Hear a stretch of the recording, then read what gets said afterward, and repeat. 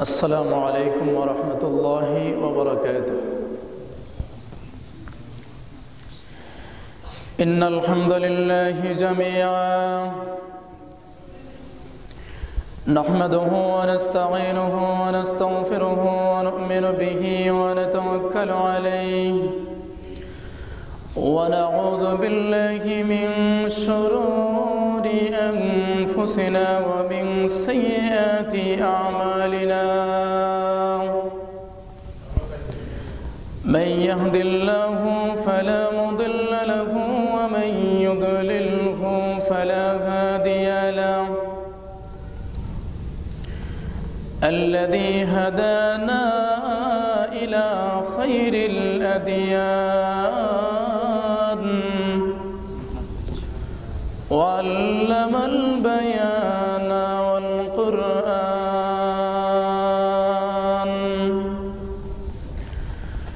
ونشهد أن لا إله إلا الله وحده لا شريك له، ونشهد أن سيدنا وسندنا ومولانا محمدًا عبده ورسوله الذي أرسله بالحق بشيرًا ونذيرًا وداعيًا إلى الله بإذنه وسراجًا منيرًا.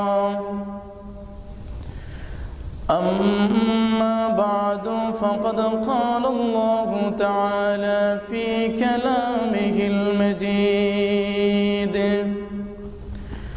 وفرقانه الحميد: أعوذ بالله من الشيطان الرجيم. بسم الله الرحمن الرحيم. قل هو الله أحد الله الصمد لم يلد ولم يولد ولم يكن له كفوا أحد.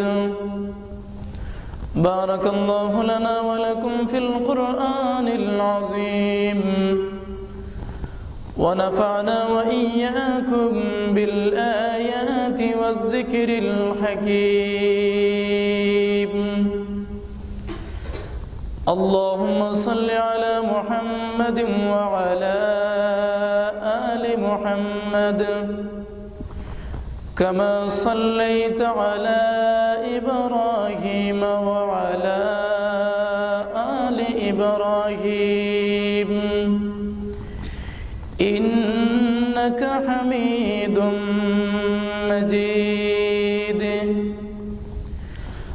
اللهم بارك على محمد وعلى آل محمد كما باركت على إبراهيم وعلى آل إبراهيم إنك حميد مجيد. اللهم بارك لنا في رجب وشعبان وبلغنا رمضان. সবাই জোরে বলেন আমিন। শেষে যে দোয়া করলাম সেই দোয়াটা হচ্ছে, আমরা জানি কিতাবের মধ্যে রয়েছে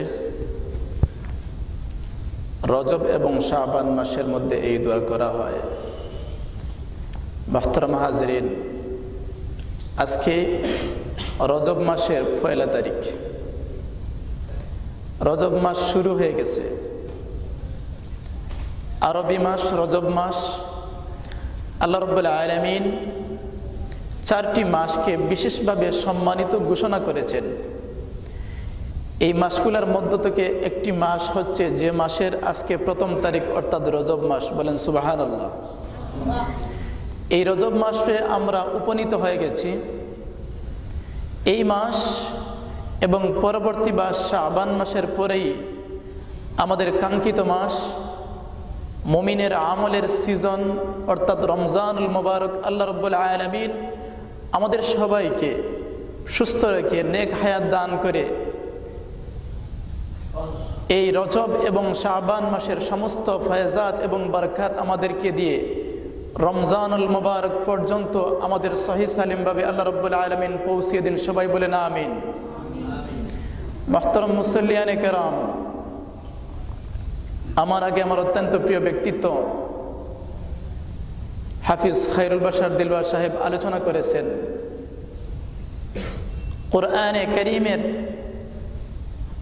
তেলাওয়াত, তরজমা, তাফসির, বাবার্থ, মাফহুম এইগুলা শিখা, জানা এবং মানা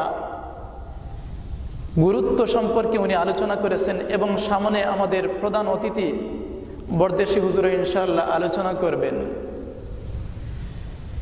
তো আমি তো হামেশাই মসজিদে আলোচনা করতে আসি, আলহামদুলিল্লাহ। তো আমি আর এই দিকে আলোচনা না করে গত জুম্মায় যে সূরা নিয়ে একটু আলোচনা করেছিলাম মাত্র, অর্থাৎ সূরাতুল ইখলাস, এই ছোট্ট সূরাখানি গত জুম্মায় আলোচনা শুরু করেছিলাম, সামান্য কিছু আলোচনাও হয়েছে। তো এই সূরাটি এখন আমি তেলাওয়াত করেছি। আমাদের হাতে সময় আর আছে 20-22 মিনিট বা 25 মিনিট হবে, এরপরই আজান হবে, এরপরই সালাতুল ইশা আদায় হবে। সাথে সাথে আমাদের কাঙ্ক্ষিত মেহমান বরদেশি হুজুর আমাদের সামনে উপস্থিত হবেন, আমাদের মূল্যবান নসিহত পেশ করবেন ইনশাআল্লাহ। মুহতারাম হাজিরিন, এই যে সূরাতুল ইখলাস, এই সূরাটা কোরআনে কারীমের ছোট্ট সূরা হিসাবে 2 নম্বর সূরা। কোরআনে কারীমের সবচেয়ে ছোট সূরা হলো সূরাতুল কাউসার, আমরা যাকে বলি ইন্না আতাইনা সূরা। আর এরপরই সূরা হিসাবে আমরা বলতে পারি যে সূরাতুল ইখলাস তথা কুল হুয়াল্লাহ সূরা। এই সূরা দুইটা ছোট ছোট হইলেও এর মধ্যে কিন্তু অনেক কিছু লুকায়িত আছে। নাগামরিচ দেখছেন? নাগামরিচটা কিন্তু একদম মোটা নয়, কিন্তু একদম ছোট। লাউর মতো কি এত মোটা না, কিন্তু ছোট হইলেও এই নাগামরিচে পাওয়ার আছে কিনা নাই? আর একটু জোরে আছে, পাওয়ার কিন্তু সাংঘাতিক। ঠিক তেমনি ভাবে এই সূরা কাউসার এবং সূরা ইখলাস যদিও একদম ছোট ছোট দুইটা সূরা, কিন্তু দুইটা সূরার মাঝে কিন্তু অনেক মাহাত্ম্য লুকায়িত আছে। সবাই বলেন সুবহানাল্লাহ। এই সূরার মাঝে, সূরাতুল কাউসারের মাঝে রব্বুল আলামিন তার হাবিব সর্বশেষ নবী রাহমাতুল লিল আলামিন পিয়ারা নবী মুহাম্মদুর রাসূলুল্লাহ সাল্লাল্লাহু আলাইহি ওয়াসাল্লামের বৈশিষ্ট্য সম্পর্কে আলোচনা করেছেন, সুবহানাল্লাহ। এবং সূরাতুল ইখলাসের মাঝে স্বয়ং আল্লাহ রব্বুল আলামিন নিজের বৈশিষ্ট্য, নিজের গুণাগুণ, নিজের কথা আলোচনা করেছেন, সুবহানাল্লাহ। এই সূরা ইখলাস বলে নাম রাখা হইল কেন আমি আলোচনা করেছি কিছুটা জুমায়। সংক্ষেপে কিছু কথা বলবো, এই সামান্য সময়ের ভিতরে সবকিছু বলাও যাবে না। এরপরেও সংক্ষেপে কিছু আরজ করবো ইনশাআল্লাহ। সংক্ষেপে বলি, ইখলাস, এই সূরার ভিতরে কোনো জায়গায় ইখলাস শব্দ নেই, কিন্তু অন্যান্য সূরার দিকে যদি লক্ষ্য করি, যেমন সূরাতুল বাকারা আছে, কোরআনে কারীমের 2 নম্বর এবং সর্ববৃহৎ সূরা হচ্ছে কোনটি? জুড়ে বলেন, সূরাতুল বাকারা। কোরআনে কারীমের সবচেয়ে বড় সূরার নাম কি? জুড়ে বলেন, সূরাতুল বাকারা। এই সূরাতুল বাকারা হচ্ছে সবচেয়ে বড় সূরা, কিন্তু ওই বাকারা শব্দটিও ওই সূরার ভিতরের একটা অংশ। ঠিক তেমনি ভাবে সূরাতুন নিসা আছে, এই সূরায় নিসা শব্দটা আছে। এইভাবে অন্যান্য সূরার প্রায় প্রতিটাই সূরার ভিতরের একটা অংশ, ভিতরের একটা বিশেষ অংশ দিয়ে এর নামকরণ করা হয়েছে, কিন্তু এর ব্যতিক্রম হচ্ছে সূরাতুল ইখলাস। সূরাতুল ইখলাসের এই আয়াত যতটা আছে, কোনোখানেই কি ইখলাস শব্দ নেই, কিন্তু ইখলাস অর্থ আমরা একটু সাধারণভাবে বুঝি, আমরা তো বুঝি এই তোমার ইখলাস আছে নি এই আমলের ভিতরে, ইখলাসের সাথে করতে আসি ইখলাস, এটা আমরা অনেকেই বুঝি সাধারণ ভাষায়, যদিও আরবি শব্দ, কিন্তু আমরা আঞ্চলিকভাবে ইখলাস বুঝি। ইখলাস অর্থ হচ্ছে খালিস বা পিওর। তো এই সূরার মাঝে আল্লাহ রাব্বুল আলামিনের তাওহীদ, আল্লাহ রাব্বুল আলামিনের পরিচয় একবারে খাঁটিভাবে পিওরভাবে আল্লাহ রাব্বুল আলামিন বর্ণনা করেছেন। জোরে বলেন সুবহানাল্লাহ। এই জন্য এই সূরাকে সূরাতুল ইখলাস বলে নামকরণ করা হয়েছে। এই সূরাটা মক্কায় অবতীর্ণ হয়েছে। এই সূরার অনেকগুলো শানে নুজুল রয়েছে, মানে নাজিল হওয়ার প্রেক্ষাপট রয়েছে। সহিহ আহাদিসের মাঝে অনেকগুলো বর্ণিত হয়েছে। তো এর মধ্যে থেকে বেশি গ্রহণযোগ্য এবং পরিচিত দুইটা মতামত আছে। একটা মত হচ্ছে, অত্যন্ত সংক্ষেপে বলবো, আগেই বলছি সময় কম। রাসূল সাল্লাল্লাহু আলাইহি ওয়াসাল্লাম যখন নবুয়ত প্রাপ্ত হলেন, যখন তাওহীদের দাওয়াত, রিসালাতের দাওয়াত মক্কার মুশরিকদের কাছে দিতে শুরু করলেন, তখন মক্কার মুশরিকরা কোন কাজে লিপ্ত ছিল? মূর্তি পূজায় লিপ্ত ছিল। জুড়ে বলেন, কোন কাজে লিপ্ত ছিল? তৎকালীন সময়ে তখন যখন নবুয়ত প্রাপ্ত হলেন প্রথম দিকে, তখন শুধুমাত্র কাবাগরের ভিতরেই 360টা মূর্তি ছিল। নাউজুবিল্লাহ। আল্লাহ রাসূল সাল্লাল্লাহু আলাইহি ওয়াসাল্লাম তাওহীদের দাওয়াত দিলেন, তখন তারা ছিল মূর্তি পূজারী। তাদের কোনোটা মূর্তি ছিল কিসের? কোনোটা বানাইতো পাথর দিয়ে, কোনোটা মাটি দিয়ে, কোনোটা কাঠ দিয়ে। যারা ধনী ছিল, যাদের সম্পদ ছিল, কোনোটা বানাইতো স্বর্ণ দিয়ে, কোনোটা আবার রূপা দিয়ে।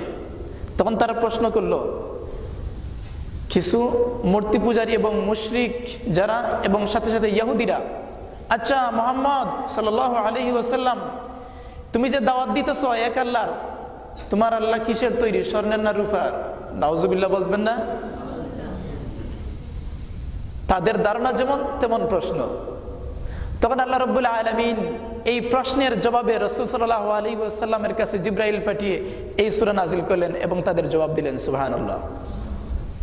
আরেকটা শানে নুজুল আছে। আমরা জানি ইহুদি জাতি যারা মূলত বনি ইসরাইল, মূসা আলাইহিস সালাতু ওয়াস সালামের জাতি, এরা উযাইর আলাইহিস সালাতু ওয়াস সালামকে আল্লাহর পুত্র বলতো, একজন নবীকে আল্লাহর পুত্র বলতো। আর এই যে ঈসাই যারা আছে খ্রিস্টান, এরা হযরতে ঈসা আলাইহিস সালাতু ওয়াস সালামকে আল্লাহর পুত্র বলতো। দেখেন, তাইলে তো বাবা কারে বানাইলো? আল্লাহরে, স্বয়ং আল্লাহ রাব্বুল আলামিনকে। আর পুত্র কারে বানাইলো? উযাইর এবং হযরতে ঈসা আলাইহিস সালাতু ওয়াস সালামকে। যখন রাসূল সাল্লাল্লাহু আলাইহি ওয়াসাল্লাম তাওহীদের দাওয়াত দিলেন, তখন তারা রাসূলের কাছে প্রশ্ন করলো, আচ্ছা দেখি, আমাদের তো উযাইরের বংশ আছে, উনি তো একজনের ছেলে, ওনার তো বাবা একজন আছেন। আমাদের তো অনেক দেবতা আছে, যেগুলোর বংশ আমরা বলতে পারি। আমাদের ঈসা তো একজনের পুত্র, উনি তো একজনের, ওনার তো একজন বাবা আছেন। তাইলে তোমার আল্লাহর দিকে বংশটা বর্ণনা করো তো। দেখছেন কি বিভ্রান্তমূলক প্রশ্ন, কি বিভ্রান্তমূলক প্রশ্ন। এই প্রশ্নগুলো মুশরিকরা করেছে।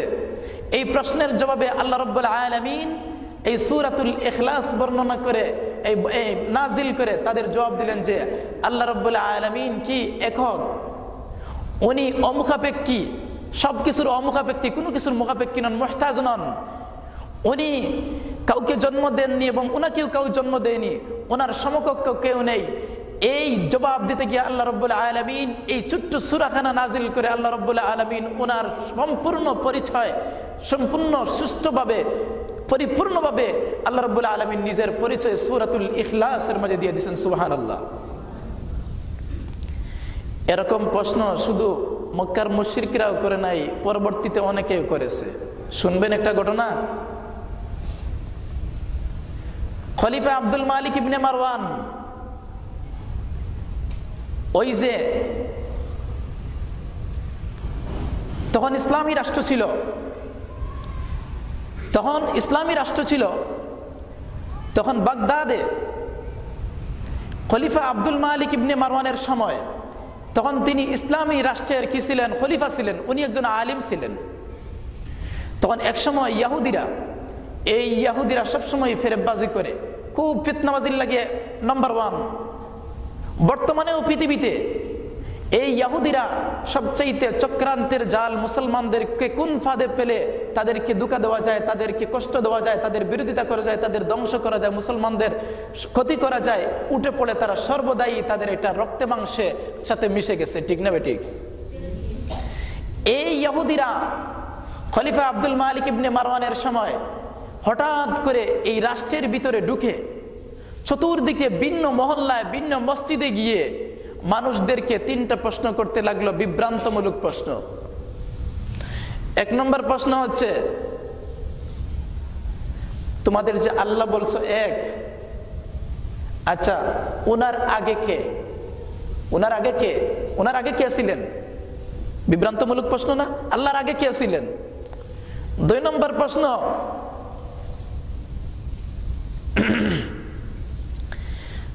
তোমার আল্লাহ এখন কোন দিকে তাকিয়ে আছেন? এখন কোন দিকে তাকিয়ে আছেন উনি? তিন নম্বর প্রশ্ন, তোমার আল্লাহ এখন কি করতে আছেন? এই প্রশ্নগুলো যখন সাধারণ মানুষের কাছে গেল, সাধারণ মানুষ বললো, হায় রে হায়, এত কঠিন প্রশ্ন আর হাসাতো, এই কেমন জবাব দেওয়া যায়? মানুষের বিভ্রান্তির মধ্যে পড়লো। দুর্বল ইমানদাররা বিভ্রান্ত, বলে হ্যাঁ এই প্রশ্নগুলো তো সঠিক, এখন কি করা যায়? সবাই বাদশার কানে খবর দিল, বাদশা পেরেশান হয়ে গেলেন, এত জটিল প্রশ্ন, এই প্রশ্নগুলোর জবাব কেমনে দেওয়া যায়? উনি পেরেশানির মধ্যে পড়লেন, সারা দেশের মধ্যে খবর ছড়াইয়া দিলেন যে এমন বিভ্রান্তমূলক প্রশ্ন ইহুদিরা করতে আসে, মুসলমানদের মসজিদে গিয়ে, মুসলমানদের মহল্লায় মহল্লায় গিয়ে তাদের প্রশ্নের অবশ্যই জবাব দিতে হবে, তাদেরকে প্রতিহত করতে হবে, তাদের জাত ভাঙ্গা জবাব দিতে হবে, কিন্তু জবাব দেওয়ার তো কেউ নেই। এবার আব্দুল মালিক ইবনে মারওয়ান সেই ইহুদিদেরকে বললেন, এই ইহুদিরা, তোমরা তিনটা প্রশ্ন করেছো। প্রথম নম্বর প্রশ্ন হচ্ছে আল্লাহ রাব্বুল আলামিনের আগে কে? দুই নম্বর প্রশ্ন হচ্ছে তোমাদের আল্লাহ এখন, আমাদের আল্লাহ এখন কোন দিকে তাকিয়ে আছেন? তিন নম্বর প্রশ্ন হচ্ছে আমার আল্লাহ এখন কি করতে আছেন? তোমরা এই তিনটা কঠিন প্রশ্ন করেছো, অবশ্যই তোমাদের তিনটা প্রশ্নের জবাব দেওয়া হবে, তোমরা একটু অপেক্ষা করো। এই বলে তিনি তাদেরকে রাষ্ট্রীয় মেহমানখানায় রাখলেন, আর চতুর্দিকে উলামায়ে কেরামদেরকে ঘোষণা দিলেন, তাড়াতাড়ি ওই তিনটা বিভ্রান্তমূলক প্রশ্নের জন্য সঠিক জবাব দেওয়া হয়। এমন সময় খলিফা আব্দুল মালিক ইবনে মারওয়ানের দারওয়ান বলল, হুজুর, আমার কাছে একটা ছেলের সন্ধান এসেছে, উনি উৎসাহী হয়েছেন, উনি আগ্রহ পেশ করেছেন যে ওই ইহুদিদের চক্রান্তমূলক তিনটা বিভ্রান্তমূলক প্রশ্নের সুষ্ঠু জবাব দিতে পারবেন। সবাই বলেন সুবহানাল্লাহ। এবার আব্দুল মালিক ইবনে মারওয়ান একটু চেহারাটা পরিবর্তন হইল, কিছুটা খুশি অনুভব করলেন, বললেন ওই ব্যক্তিকে। এবার খলিফা বলে, হুজুর, উনি বিশেষ কোনো ব্যক্তিত্ব নন, বয়স্ক কোনো আলিম নন, বয়স্ক কোনো ব্যক্তিত্ব নন, ছোট্ট একটা ছেলে। ওই ছেলে বলেছে, যে ছেলের বাড়ি কুফাতে, ওই ছেলে বলেছে আপনার প্রতিটা প্রশ্নের, ওই ইহুদিদের বিভ্রান্তমূলক প্রতিটা প্রশ্নের জবাব ইনশাআল্লাহ উনি দিবে। এবার খলিফা আব্দুল মালিক বিন মারওয়ান বলেন, ওরে আমার দারওয়ান, আর দেরি করা যায় না, তুই আমাকে তাড়াতাড়ি ওই ব্যক্তির বাড়িতে নিয়ে চল, ওই মহান ব্যক্তির বাড়িতে নিয়ে চল, যে তিনটা বিভ্রান্তমূলক প্রশ্নের জবাব দিবে। এই বলে খলিফা আব্দুল মালিক বিন মারওয়ান নিজের বাসা থেকে বাহির হয়ে ওই বাড়ির দিকে রওনা দিলেন। উভয় ওই কুফার মাঝে ওই বাড়িতে গিয়ে উপস্থিত হইলেন। উপস্থিত হওয়ার পর দেখলেন কম বয়সী একটা ছেলে, অত্যন্ত সুদর্শন পুরুষ, দেখতে অত্যন্ত সুন্দর। ওই ছেলে হচ্ছেন পরবর্তীতে যিনি সারা দুনিয়ার একজন ইমাম হবেন, যিনি আমাদের গৌরব, যিনি হানাফি মাযহাবের গৌরব, যার নাম হচ্ছে নু'মান ইবনে সাবিত, যিনি হচ্ছেন হযরতে আবু হানিফা রাহমাতুল্লাহি তাআলা আলাইহি। সকলে বলেন সুবহানাল্লাহ। ওই আবু হানিফা রাহমাতুল্লাহি তাআলা আলাইহি তাদের ইহুদিদের তিনটা প্রশ্নের জবাব দেওয়ার জন্য চ্যালেঞ্জ গ্রহণ করলেন। খলিফা আব্দুল মালিক বিন মারওয়ান বলেন, ও আদরের ছেলে, তুমি কি জবাব দিবা? বলে, হ্যাঁ আমি জবাব দিব। এবার আবু হানিফা বললেন, নু'মান বিন সাবিত বললেন, ওগো বাদশাহ জাহাপনা, আপনি অত্যন্ত সম্মানী মানুষ, একদিকে আপনি বাদশাহ, অন্যদিকে আপনি একজন আলিম, এত বড় আলিম হয়ে একজন রাষ্ট্রের প্রেসিডেন্ট হয়ে আপনি আমার বাড়িতে আসলেন কেন? আপনি তো আমাকে খবর দিলেই পারতেন। এবার খলিফা আব্দুল মালিক বিন মারওয়ান বলেন, না, আপনি তো জবাব দিবেন, আপনি তো ইলমের অধিকারী, আমি ইলমের সম্মান করতে গিয়ে আপনার বাড়ি পর্যন্ত আমি পৌঁছে গেছি। সুবহানাল্লাহ।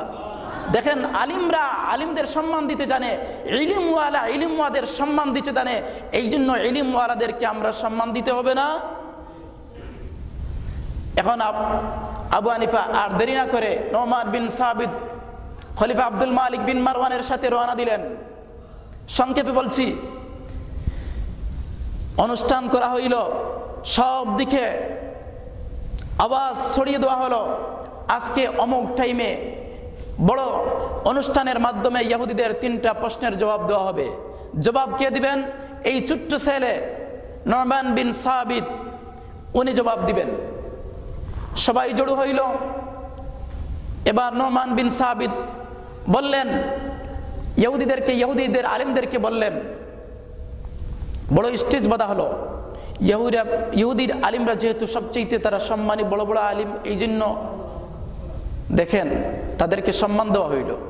আপনার বাড়িতেও যদি কোনো একটা অনুষ্ঠানে যদি আপনার একজন দুশমন যদি আরেকজনের সাথে, আপনার বন্ধুর সাথে চলে আসে, আপনি তার সাথে কি বাদ ব্যবহার করবেন, দুর্ব্যবহার করবেন, না ভালো ব্যবহার করবেন? ভালো ব্যবহার করবেন। তারা যেহেতু এখন মেহমানখানায় রয়েছে এবং তারা অন্য ধর্মের আলিম, এই জন্য তাদেরকে স্টেজের ভালো ভালো চেয়ারে সোফায় তাদেরকে বসানো হয়েছে। এবার আবু হানিফা রহমতুল্লাহ বললেন, আপনারা আপনাদের প্রশ্ন করতে পারেন। এখন তারা প্রথম প্রশ্ন করলো, আচ্ছা বলো তো দেখি, তোমাদের যে আল্লাহ একজন বলছো, ওই আল্লাহর আগে কে? আবু হানিফা বলেন, এত সহজ প্রশ্ন। মাহফিলের সবাই আবু হানিফার দিকে বড় বড় চোখ করে তাকাইতে লাগলো, বুঝলাম না, এত কঠিন প্রশ্ন। নু'মান বিন সাবিত বলে, এটা নাথিং। সবাই বলেন আল্লাহু আকবার। এবার আবু হানিফা বলেন, এটা তো নাথিং। ঠিক আছে, আপনার প্রশ্নের জবাব দিব, আপনি একটু গণনা করেন দেখি। গণেন, আপনি কি গণা জানেন? বলে, গণা জানি তো। এবার ইহুদি ধর্মের বড় আলিম শুরু করলো গোনা, 1 2 3 4 5 6 7 8 9 10।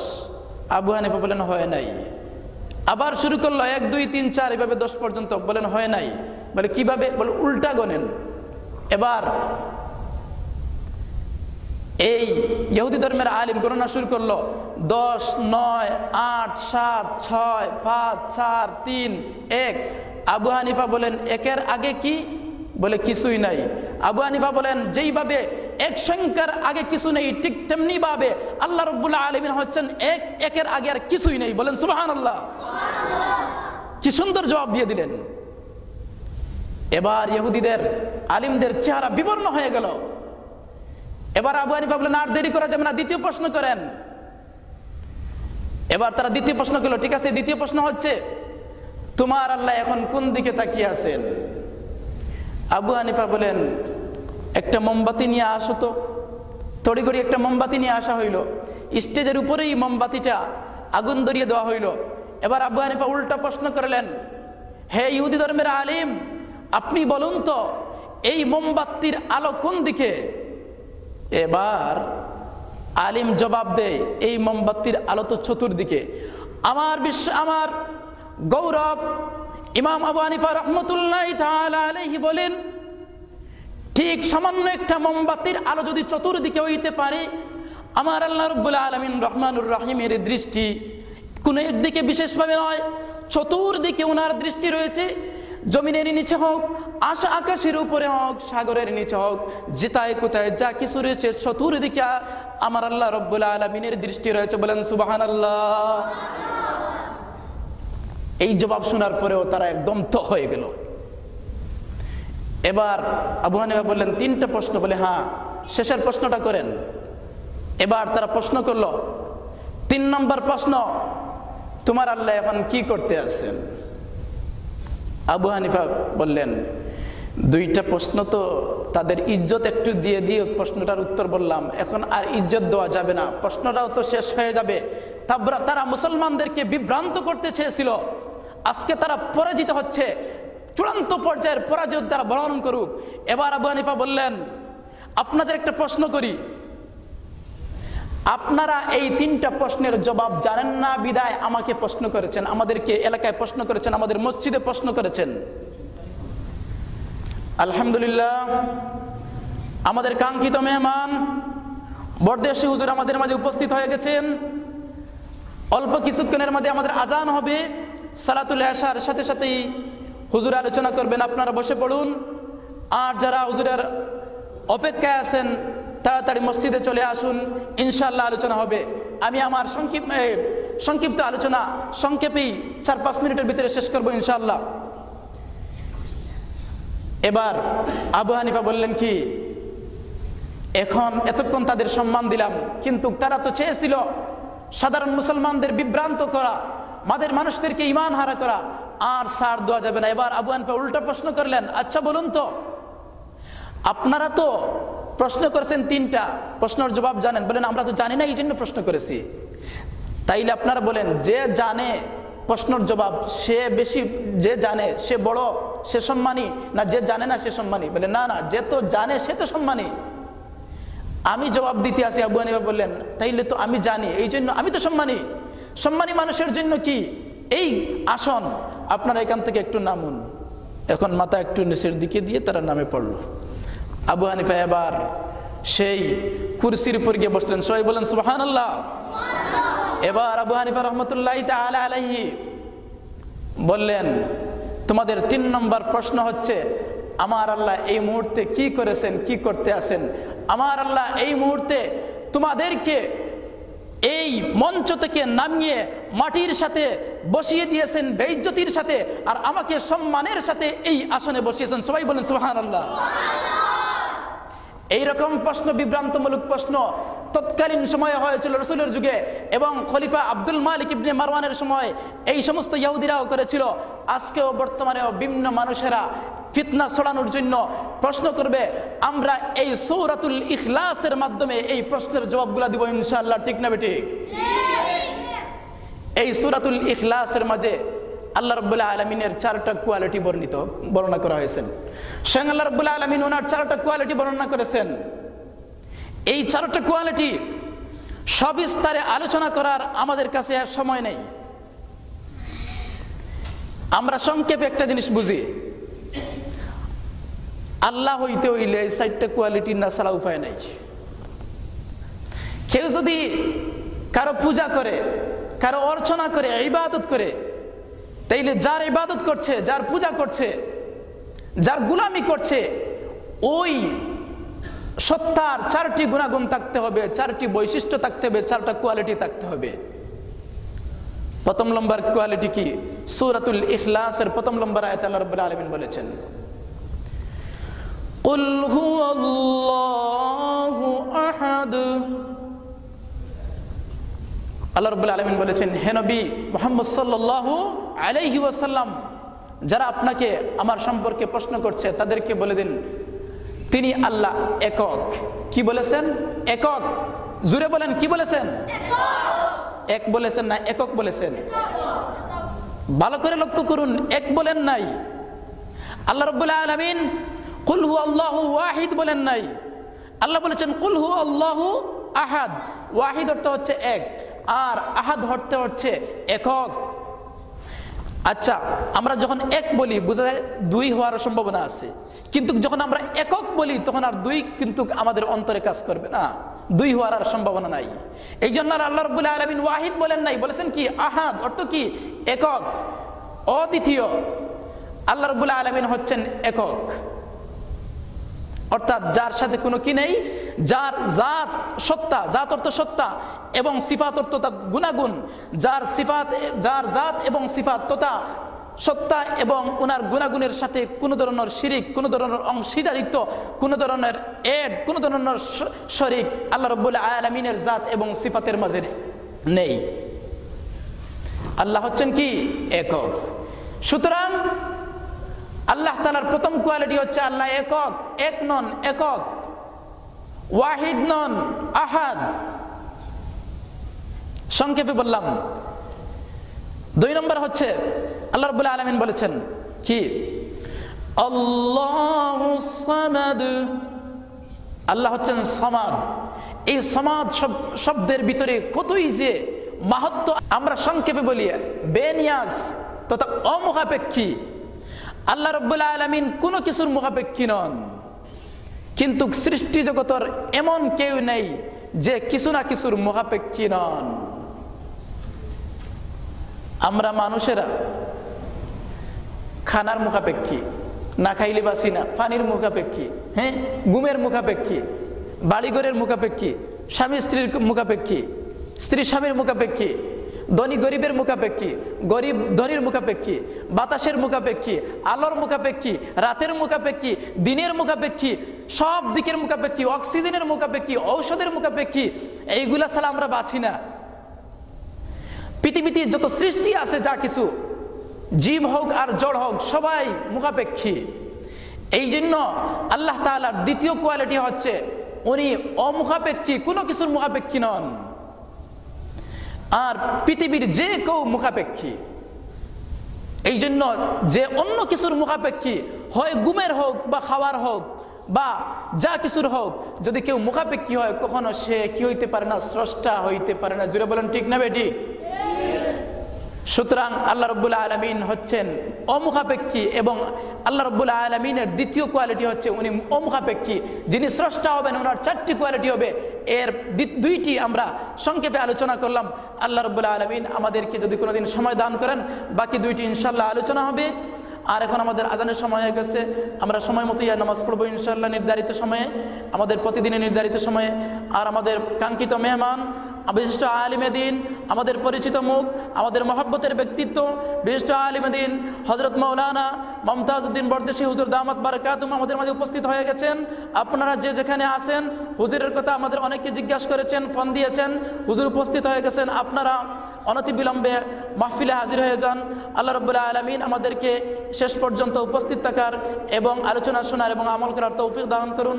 ওয়া আখিরু দাওয়ানা আনিল হামদুলিল্লাহি রাব্বিল আলামিন।